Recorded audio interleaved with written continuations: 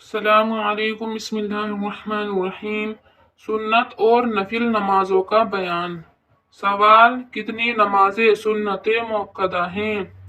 جواب: 2 رکعتیں نماز فجر کے فرضوں سے پہلے اور 4 رکعتیں ایک سلام سے نماز ظہر اور نماز جمعے کے فرض سے پہلے، اور 2 رکعتیں نماز ظہر کے فرضوں کے بعد، اور 4 رکعتیں ایک سلام سے نماز جمعے کے بعد، اور 2 رکعتیں مغرب کے فرضوں کے بعد، اور 2 رکعتیں عشاء کے فرضوں کے بعد سنت موقدہ ہیں۔ اور رمضان شریف میں نماز تراویح کی 20 رکعتیں سنت موقدہ ہیں۔ سوال: کتنی نمازیں سنت غیر موقدہ ہیں؟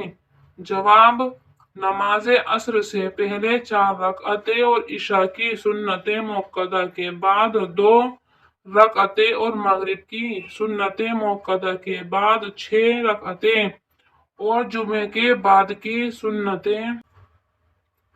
موقدہ کے بعد 2 رکعتیں، اور تحیۃ الوضو کی 2 رکعتیں، تحیۃ المسجد کی 2 رکعتیں، نماز چاشت کی 4 یا 8 رکعتیں، نماز وتر کے بعد 2 رکعتیں، نماز تہجد کی 4 یا 6 یا 8 رکعتیں، صلاۃ تسبیح، نماز استخارہ، نماز توبہ، نماز حاجت وغیرہ، یہ تمام نمازیں سنت غیر موقدہ ہیں۔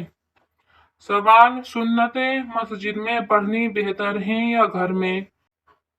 جواب: تمام سنتیں اور نفل نمازیں گھر میں پڑھنی بہتر ہیں، سوائے چند سنتوں اور نفلوں کے کہ ان کو مسجد میں پڑھنا افضل ہے، جیسے نماز تراویح، تحیۃ المسجد، سورج گرہن کی نماز وغیرہ۔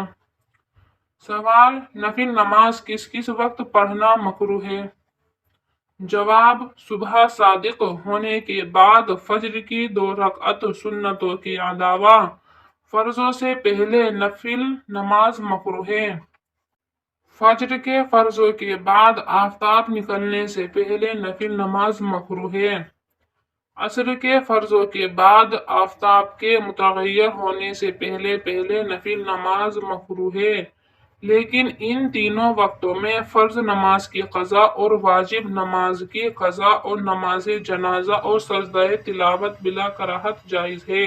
اور آفتاب نکلنا شروع ہونے سے ایک نیزہ بلند ہونے تک، اور ٹھیک دوپہر کے وقت اور آفتاب متغیر ہو جانے سے غروب ہونے تک ہر نماز مکروہ ہے۔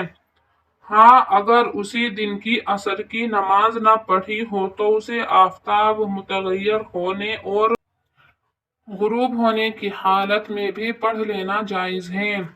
اسی طرح خطبے کے وقت سنت اور نفل نماز مکروہ ہے۔ سوال: آفتاب کے متغیر ہونے سے کیا مراد ہے؟